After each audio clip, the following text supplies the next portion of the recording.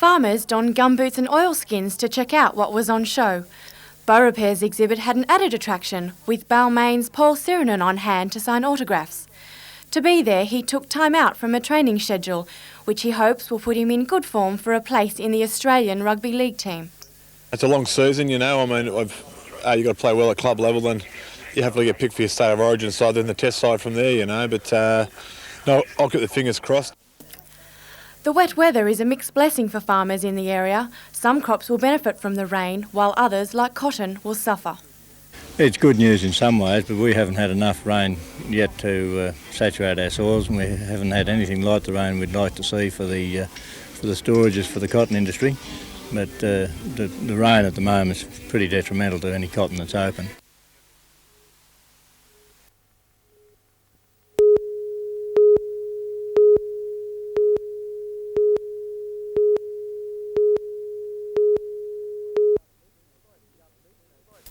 Despite the upbeat nature of the event, there was a tinge of disappointment as Air Vice Marshal Gary Beck announced the redundancies. We've got a declining operating budget, which is driving us to do the same job with fewer. The job losses are part of a plan to cut back on labour by contracting work out and through multi-skilling. One example is the firemen at Williamtown, who now have to sweep the runway. Sweeping the runways, manning the telephone exchange after hours, which they don't like, I might add, but nevertheless they're facing up to those challenges too. Most of the 2,000 servicemen based at Williamtown were at the parade this morning. The Air Command band had even travelled up from Sydney for the event.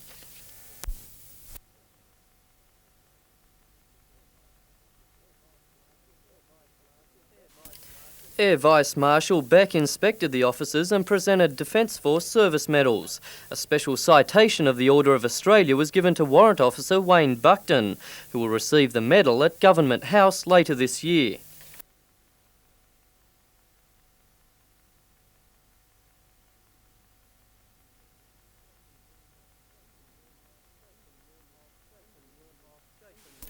Jason Neuenhoff, NBN News.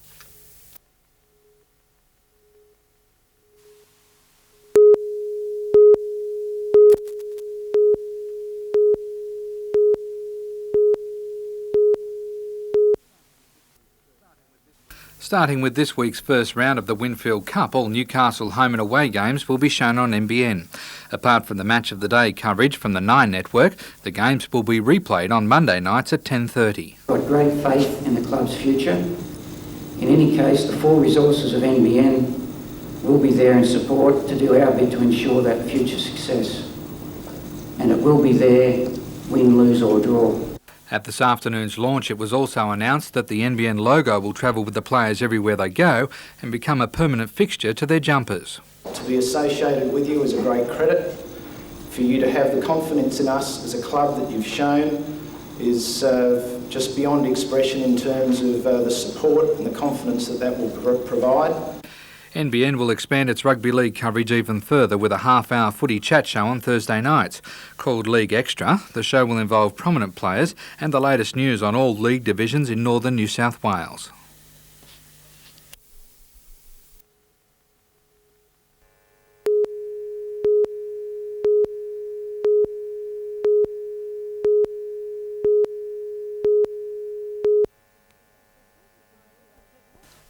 The 45-year-old man had been working at this Raymond Terrace site erecting a sign. He'd been on the tower and as he climbed down, he jumped off it backwards. The man impaled himself on a 2-metre metal spike which had been placed in the soil below the tower. There was a large crowbar embedded in the ground and unfortunately this crowbar went through his buttocks. Emergency services were called to free him. The State Emergency Services attended and cut the crowbar which was extruding from his body with oxyacetylene equipment. The man was taken to the John Hunter Hospital by chopper and is in a satisfactory condition.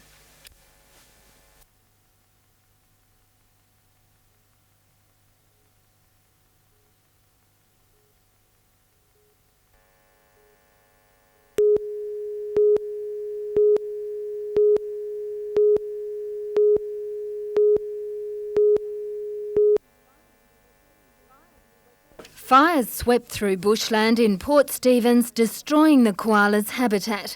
After 8 weeks of care from members of the Native Animal Trust, Australian and Japanese media gathered to cover their return to the bush. The Japanese have such a respect for the koalas and they're a real symbol of Australia. So that's why a lot of donations were made in concern for the koalas. He was suffering from smoke inhalation. He had burns to his nose and his paws. The 2 koalas, called Bruce and Pinky, were returned to an area where about 200 koalas died. They each have a collar with a radio transmitter attached to it so their movements can be traced and their progress monitored. Carers are still looking after another 16 koalas that were injured during the bushfires. They too will be released into the wild. More koalas will be returned as soon as they recover. Jane Anderson, NBN News.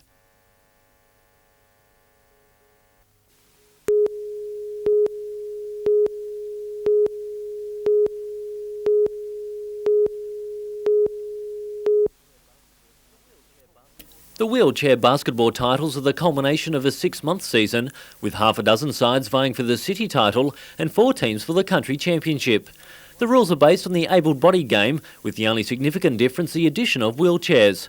It's the first season for the country clubs from Canberra, Bathurst, the Central Coast and Newcastle, following the success of the Sydney competition last year. The competition gives players regular practice for representative matches and helps dispel misconceptions about the game, which is often portrayed as a fringe sport for people with a physical disability.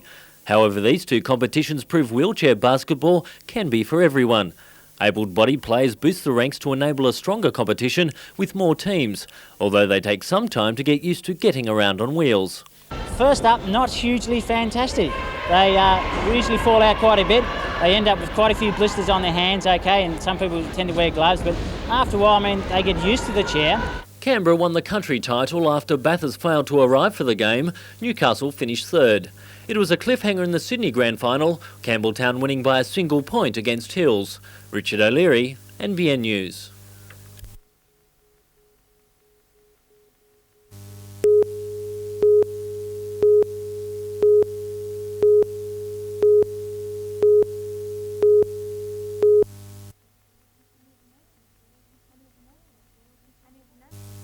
An international field hit the water early this morning for the Port Macquarie Open Sprint Triathlon. Organisers this year decided to make the course shorter, hoping to attract more than just the elite athletes. A 750-metre swim in the river was followed by a 23-kilometre cycle along Hastings Drive, the pace being set by Finland's Kari Kirkman. Our Finnish team is currently training on the coast in the lead up to the Foster Ironman event to be held in 5 weeks' time. Kirkman maintained his lead during the 6-kilometre run, completing the course in 1 hour and 6 seconds. He was followed by Tony Hudson from Kempsey. The first woman home was Finland's Jita Gallström.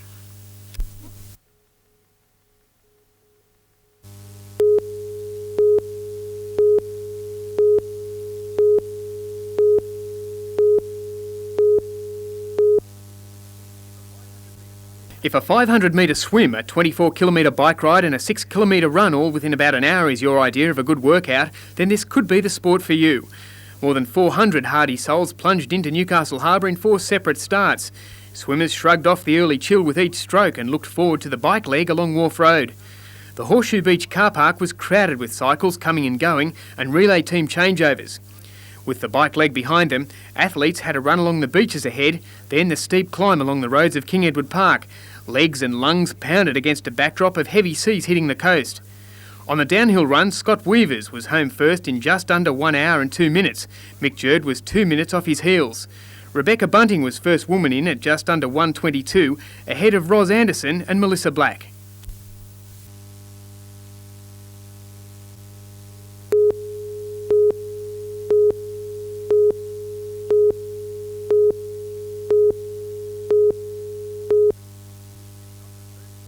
It's not the first time the Regent Street shop has been held up. Its owner has previously taken on a knife-wielding bandit and won, but this time her daughter was threatened by a man with what appeared to be a gun.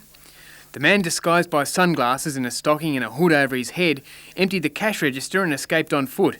A neighbour working in his garden across the road gave chase. I noticed the chappie running from the shop, and the woman who owns the shop was running after him, running after him, and the young chappie took off around the street, so I just automatically took off after him. The robber was seen to jump into the back seat of a waiting red laser sedan which sped off. Another resident attempted to follow the getaway car in his own vehicle. Police swarmed around the neighbourhood, but the robbers had slipped the cordon. Detectives are looking for a man about 175 centimetres tall and of slim build. He was wearing a grey tracksuit top and black pants. Andrew Lobb, NBN News.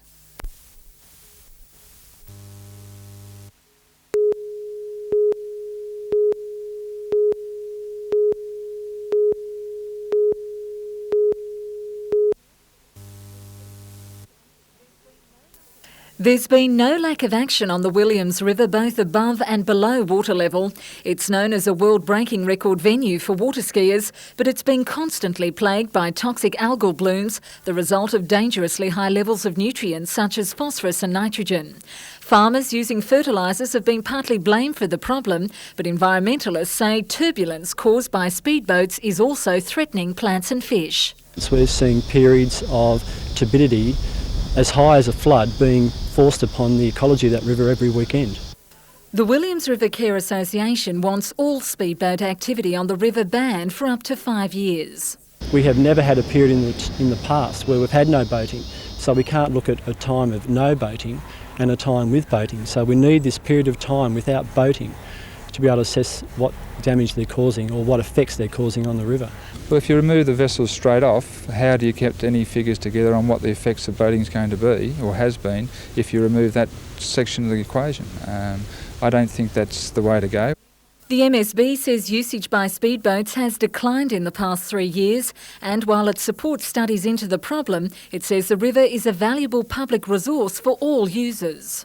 I don't think one organisation should be saying boating's causing that without all the information being in place. Melinda Smith, NBN News.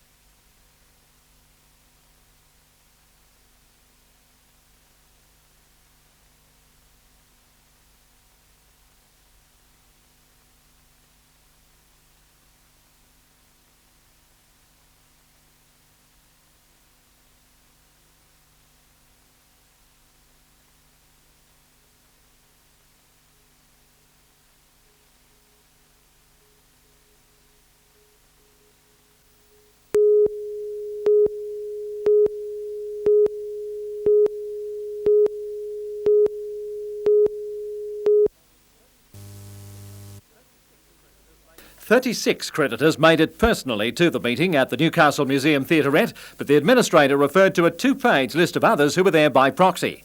They are owed an estimated $350,000 for the fitting out of the premises, which opened in December but has traded poorly.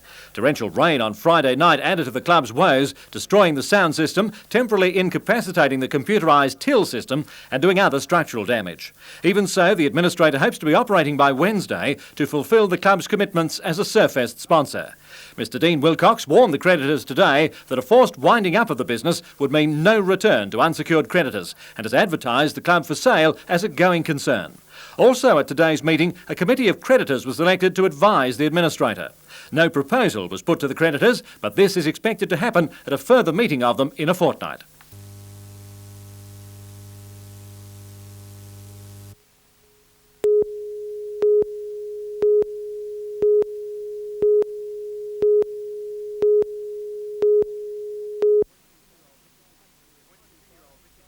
"22-year-old Richard Catlin is the kind of guy who'd dive into boiling seas to save a mate, and that's just what he did when he went after the family's 2-year-old German Shepherd, Carl, which had been washed off rocks into rough surf. But the rescuer had to be rescued. Catherine Hill Bay Surf Club members and the Westpac helicopter were called to save Richard, left floundering in big seas after losing his grip on the dog, which drowned. It was probably stupid of me, thinking now, but the dog meant a lot to us, and it's like your best friend. You don't if I saw my best friend in there, I'd do the same thing. With stepbrother Ben and their 2 dogs, Richard had been walking a shoreline he knows well. At home today, showing the scars of his ordeal and saddened by the loss of the family pet, Richard reflected on the incident which nearly cost his own life. He says he forgot one golden rule. Should never really turn your back on the ocean, which I think everyone will know who goes down there, but I turned around for a split second, and when I turned back, he was gone. Ben ran for help when Richard jumped in after the dog. I thought if I can tread water long enough with him, then the boat will come along or whatever will come along and pick us up. So I took my chances out there, which was better for me because I'm nothing compared to rocks, but it was hard for the dog because he wanted to keep heading for shore. Word was passed by fishermen and surfers until rescuers were alerted. The Westpac helicopter dropped a life raft to keep Richard afloat until the Catherine Hill Bay surf boat picked him up and brought him back to shore. I know I put people at risk, but I know if it wasn't for them, I may not be here today.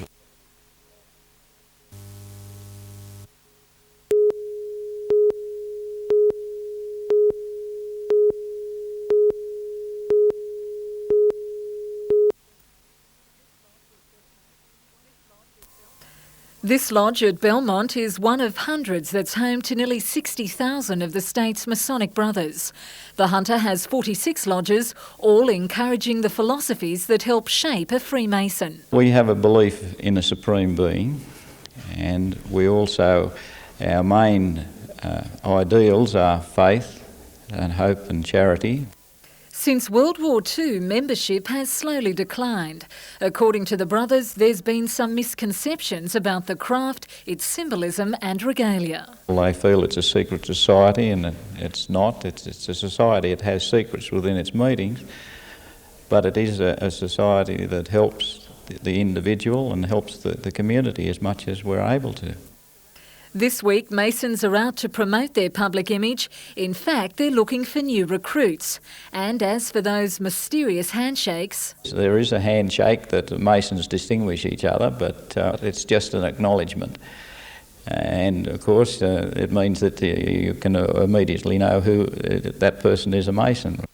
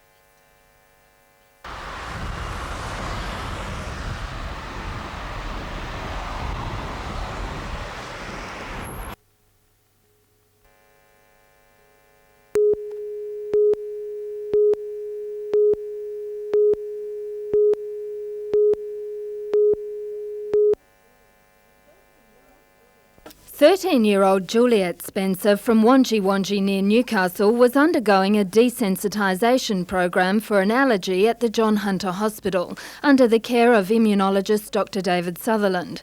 Her treatment had proceeded uneventfully until April 9th, 1992, when she had a severe allergic reaction to an injection given that morning. She died later that day.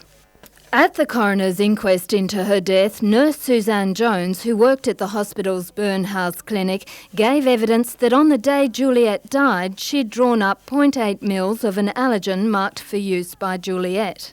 Realising there wasn't enough for the prescribed dose of 1 ml, Nurse Jones drew up the balance from another patient's bottle, a bottle containing a different allergen. During cross-examination, Nurse Jones was asked, "Do you accept today that that was wrong?" Nurse Jones replied, "Yes." "Did you appreciate it at the time?" She said no. Nurse Jones then broke down and cried in the witness box. In a statement to the coroner, Investigating Officer Sergeant Chris Surplus says it was a more potent substance to which Juliet's system was not accustomed. Dr David Sutherland was cross-examined about the procedures followed at the clinic. Since Juliet's death, a complete review of protocols has been undertaken and implemented. Jane Anderson, NBN News.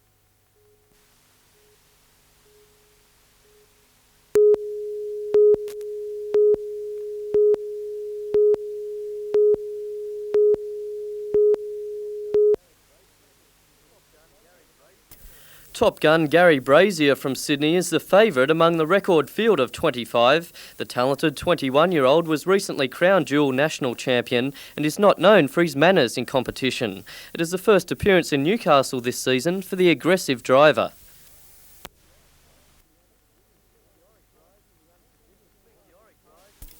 His meteoric rise in the unforgiving sport is in part due to coaching from his father Steve, himself a former national champ and a driver well remembered for his legendary battles with Gary Rush.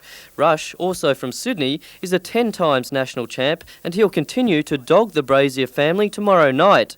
New Zealand's Johnny Ray and New South Wales champ Brooke Tatnall will be another two gunning for the prestigious Castrol Classic title. Jason Neuenhoff, NBN News.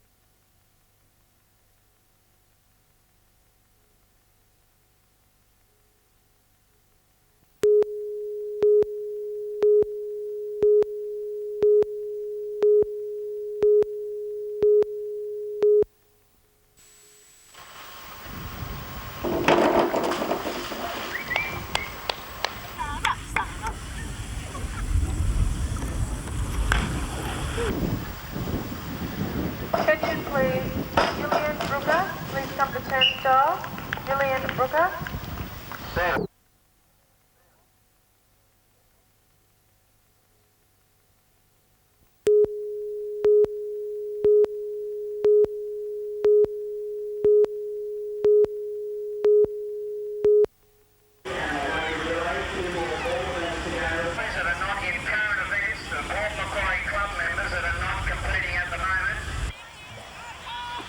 That's your first call for the underfooting.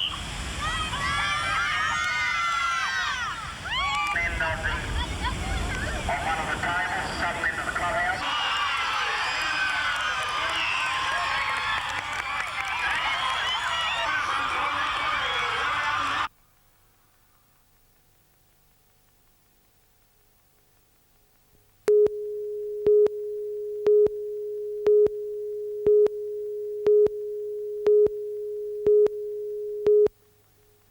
Queensland's Peter Tremacki and Bojan Vojic from Yugoslavia were the last two standing after the 120-man eliminations and semis and provided a top spectacle of power tennis. Tremacki took favouritism for the game by virtue of his higher world ranking, coming into the event at number 220, as opposed to his 600-ranked Yugoslav opponent. Vojic, however, was not overawed by the differences in computer points and took the game to Tremacki, winning the first set 7-5. The aggressive Queenslander then returned to form to take the second 6-3 and the match in a tiebreaker 7-6. The satellite circuit moves on to the Newcastle Masters next week. Les Ruzzi, NBN News.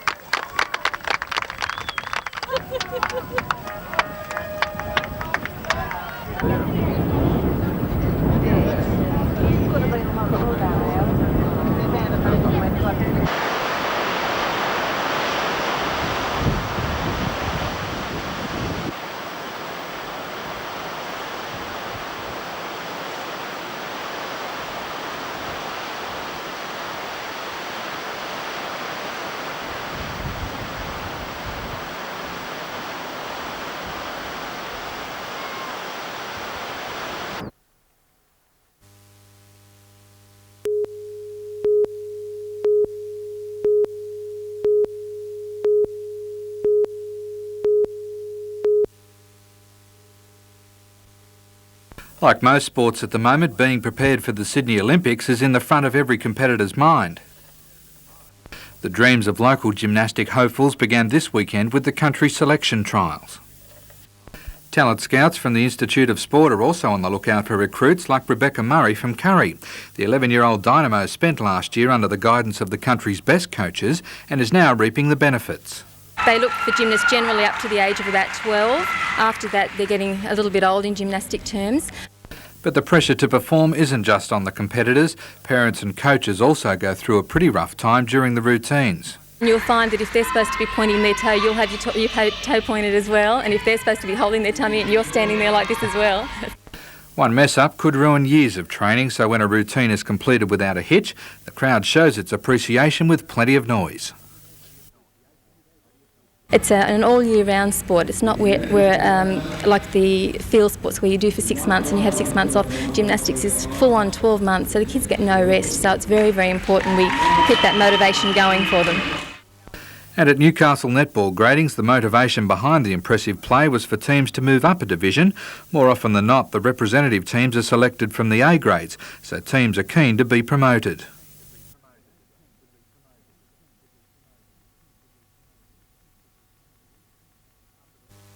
After the weekend's round of games, selectors have decided Wests in the white and green and South Leagues in the red and white can step up to A grade.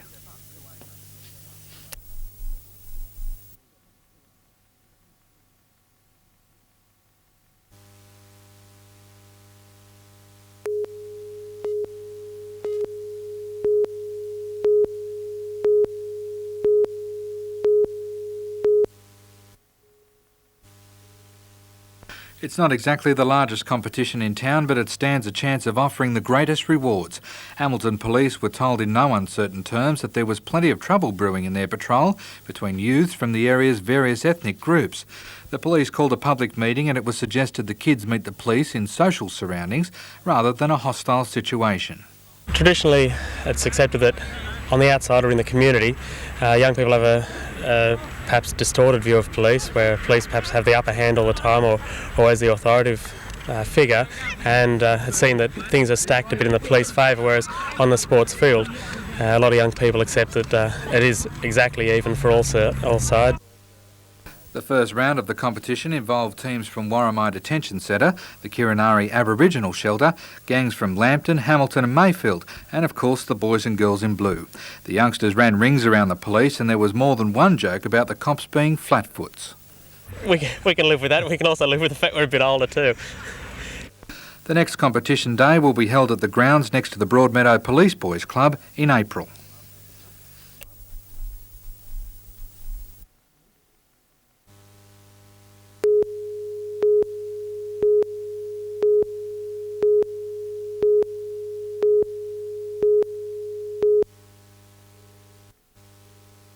The inquest into the death of Tani Louise Jones was almost over.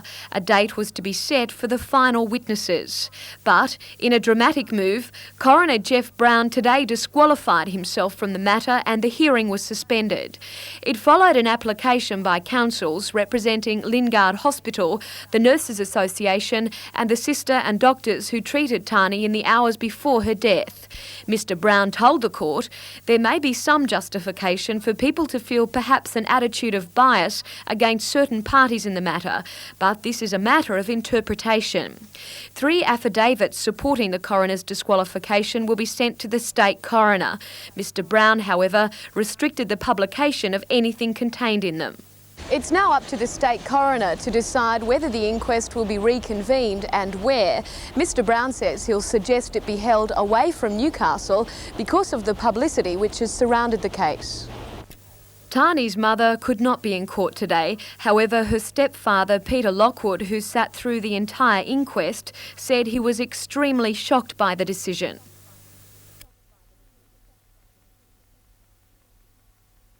Six-year-old Tani died in January 1992, the day after a routine operation at Lingard Private Hospital to have her tonsils and adenoids removed.